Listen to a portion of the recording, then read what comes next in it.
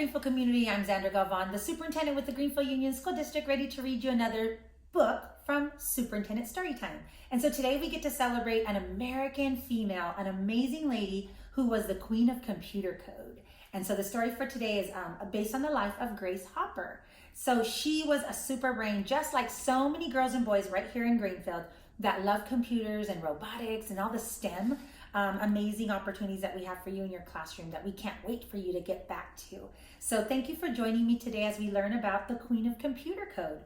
Gracias a comunidad de Greenfield. Yo soy la superintendente Galván del Distrito Escolar de Greenfield leyendo otra historia con ustedes. Y hoy me doy el placer de leer sobre una americana mujer que sabe de las computadoras y se llama Grace Hopper. Y su vida es muy de la computación, de robóticos, de ciencias, de tecnología, y ella es muy inteligente, igual como los niños aquí de Greenfield. Los niños y las niñas de nuestros salones, no podemos esperar recibir a ustedes otra vez cuando empiezan el nuevo año, porque quiero que ustedes sigan adelante con robóticos y la ciencia y la tecnología. So, gracias por acompañarnos hoy, niños y padres, porque vamos a leer sobre la vida de esta señorita que puede ser uno de los niños en nuestros salones.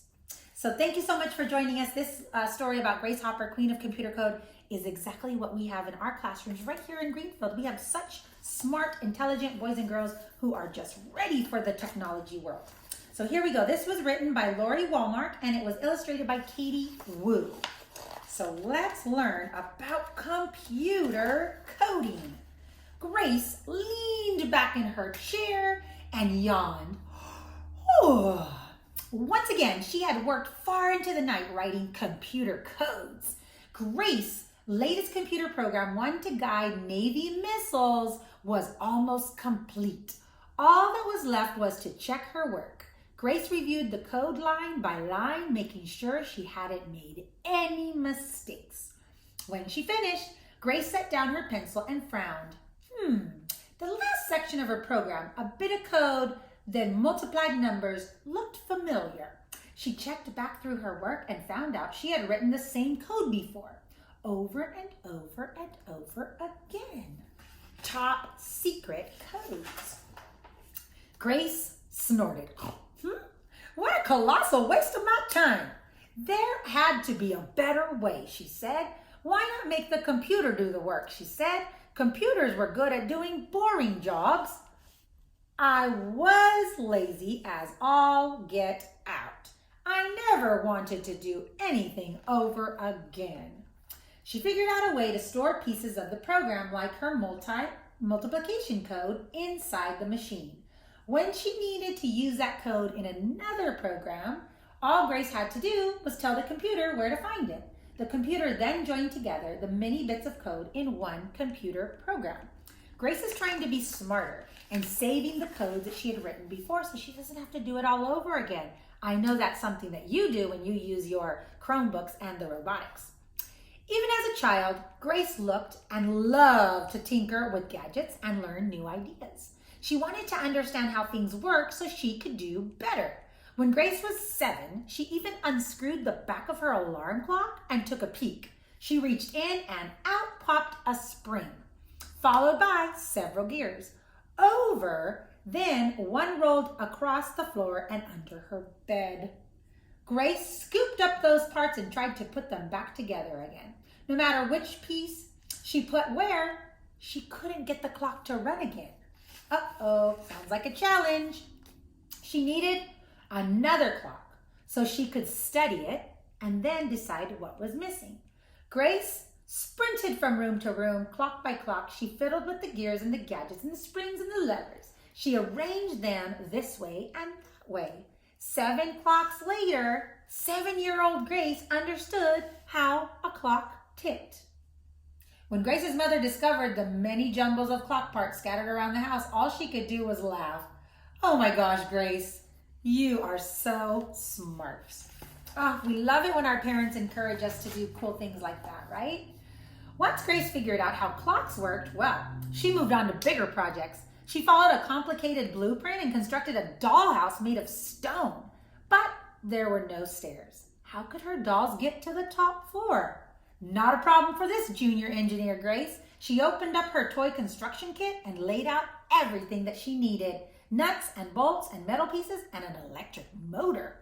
Grace delighted in learning different concepts. The harder, the better. While her schoolmates were finally making dresses or learning to be young ladies, Grace was studying math and science. Her bedroom looked overflowed with books and scientific equipment. Grace raced through her high school classes and finished 2 years early from high school. Grace couldn't wait. She couldn't wait to start college. More classes meant more learning and meant more fun. She even took Latin, and Grace learned to speak different languages, but she failed Latin. She was much more equipped for science and technology. Without Latin, though, Grace couldn't go to college. Without college, Grace couldn't be a mathematician. And without math, Grace couldn't be Grace. So Grace waved to her schoolmates as they left for college without her. Oh no, nothing would stop her from joining from next year. So she held her head high and she returned to her studies. Working hard, Grace conquered Latin. And at the end of the year, she passed all of her Latin exams. With her trunks packed and her math books in her hand, Grace left for Vassar College, an all-women's college. Some of her classmates took classes like husbands and wives and how to be a mother. Oh, but not Grace. Her favorite subject was math and physics. Grace did more in college than just study. Whenever there was fun or adventures to be found, she was always first in line. Her personal motto was dare and do. When a barnstormer came to town offering plane rides, Grace rushed to sign up. I squandered all my money. It cost $10 and went up in the plane. So she pulled herself up with the seat behind the pilot and adjusted her goggles. With a deafening roar, the propeller sputtered into action. The biplane rattled across the field and lifted off. She sure is full of adventure. Because of Grace's hard work and her intelligence, the other students respected her abilities. They often came to her for help with their other studies. One day, her fellow students entered the room, only to see a bathtub filled to the brim with water. Grace invited a volunteer to step into the tub. Clothes and all, water sloshed over the edges and flooded the floor. The students burst into laughter. Grace explained that the reason for this tidal wave, the volume of the student's body pushed out the same volume of water. The result, one soggy student wrapped in a towel and one math lesson never forgotten. When Grace moved on to graduate school at Yale University, there was only one other woman in her class. They didn't bother Grace in the least. Grace wanted to share her passion for math, so she took a job at Vassar College. Her classes were always both practical and fun. Even though Grace loved teaching, America was now at war and needed the best mathematicians to design weapons. Patriotic Grace wanted to help her country, so she tried to enlist in the Navy. That proved to be a problem. Our young people are the future. We must provide for them. Based on the Navy's requirements for new recruits at the time, Grace was too old and too skinny to enlist. She was 36 years old and only weighed 105 pounds. Grace could be very persuasive, however. It took her more than a year, but Grace convinced the Navy that they needed her. Faithfulness in all things. My motto is, you see, the world will be a better place when all agree with me. Woo, she's got confidence, doesn't she? Because of her superior math skills, Grace was assigned to write programs for one of the first computers ever built, the Mark I. Only a few people had ever programmed it before, so she had to learn how to do that on her own. One late summer, a coworker burst into Grace's office. The new computer, the Mark II, had stopped working. Grace thought it was a prank. After all, she loved playing jokes on her coworkers. Maybe the other engineers were trying to get back at her, get some revenge, you know? But they weren't. The computer really wasn't working. For hours, Grace and her team reviewed the code, but they could not find the error. It was as if the green ceramic gremlin that always sat in Grace's office had come to life and sneaked into the machine to make himself mischievous. That was it. Maybe the problem wasn't in her program. Maybe it was in the computer. Grace jumped to her feet and hurried down the hall. The immense computer room usually thrummed with the click of a metal switch and a whir of paper tape. But today, it was all silent. I have insatiable curiosity. It solves problems. Every time you solve a problem, another one shows up behind it. That's the challenge. Grace and her team searched everywhere for the problem. Grace used her pocket mirror to check inside the machine. She angled it this way and that way. No matter where the engineers looked, though, they didn't see anything wrong. There were no loose wires or stray sparks, not even a naughty gremlin. One of the engineers borrowed Grace's eyebrow tweezers and removed the dead moth. There was a moth in there. The computer started up again with no problem.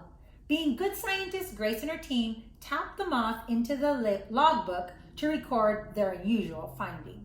They added a note, first actual case of a computer bug being found.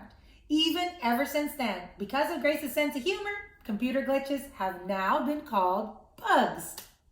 We didn't know that. So when they say there's a bug, it was because Grace actually experienced a real bug in her computer. Early computers didn't understand letters or words, only programs filled with lines and lines of I's and O's. As Grace worked on a brand new computer called the UNIVAC 1, she thought about ways to make programming even easier. Not everyone was as comfortable thinking in numbers as she was. Grace wanted everyone to be able to use computers and not just scientists and engineers. So Grace glanced at the wall clock she had rigged to run backwards. It reminded her of her imagination. Unconventional thinking was often the way to solve problems. To allow her brain a chance to consider new ideas, Grace took a break from programming. She doodled cartoons of gremlins and dragons and other fantastical creatures. Humans are allergic to change. They like to say, we've always done it this way. I try to fight that. While she drew herself some questions, why should people have to learn computer language? Why couldn't computers learn people language? Hey, they could.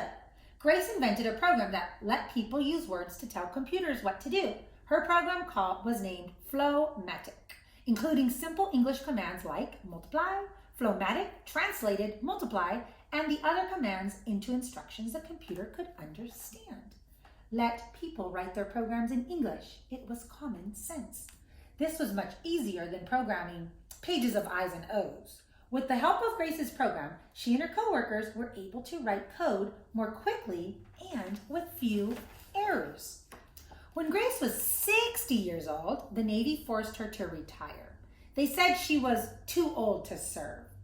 It was the saddest day of my life. Within a few months, they realized their mistake and asked her to return for a short 6-month assignment. This short assignment lasted for 20 more years. Grace, now an admiral, finally retired from the Navy for the second time, of course. At age 80, for almost 50 years, Grace Hopper, the queen of computer code, dedicated her life to solving computer problems. No wonder people called her Amazing Grace. And that is it. And this is a true story because there's her timeline.